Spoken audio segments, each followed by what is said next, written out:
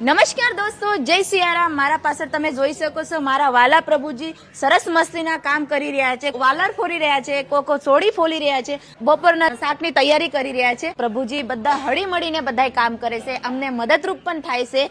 હા સીતારામ કેવો? સીતારામ સીતારામ કેમ છો? હારસે સારું છે। શું કરો છો? ચાળસે ને ચોળી ફોલો છો? મજા આવે છે ને અહીંયા? હા શેનું શાક ખાવું છે તમારે? ચાળી ચોળી ને બહુ ભાવે છે? હા તમે શું કાપો છો પૂનમ બેન? તોલી ચોળી ચોરી બહુ ભાવે છે?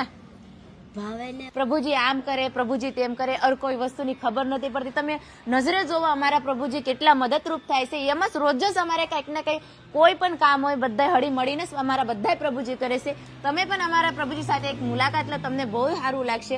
આ છે અમારા બંગાળી કાકા, માણિક કાકા। જય સિયારામ। जय श्री राम। क्या कर रहे हो? इधर नाम रोजिया। क्या बोलते हैं पता नहीं चलता, लेकिन बोलते हैं बहुत ही अच्छा बोलते हैं, बहुत ही प्यार से बोलते हैं और काम तो करते हैं। जो उनको मन में आता है वो काम करते रहते हैं और सुबह उठ के गाना चालू हो जाता है हमारे मानिक काका का। और मानिक काका हमारे बहुत ही सबको प्यार से रखते, सबको हंसाते रहते। ये है हमारे बंगाली काका। रेखा बेन, હા શું કરો છો? ચોળી છોલે ચોળી તમને ભાવે છે લાગે છે? હા શેનું શાક ખાવું છે? ચોળીનું ચોળી ન ખાવું છે? અમારા આ બેન છે જે બોલી નથી શકતા અને સાંભળી પણ નથી શકતા, અને ઈશારામાં વાત કરો તો બધી રીતે ખબર પડી જાય છે।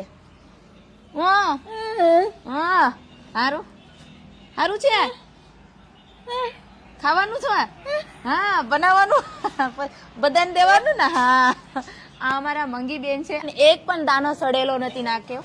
જો સરસ મજાની ચોળી ફોલી છે।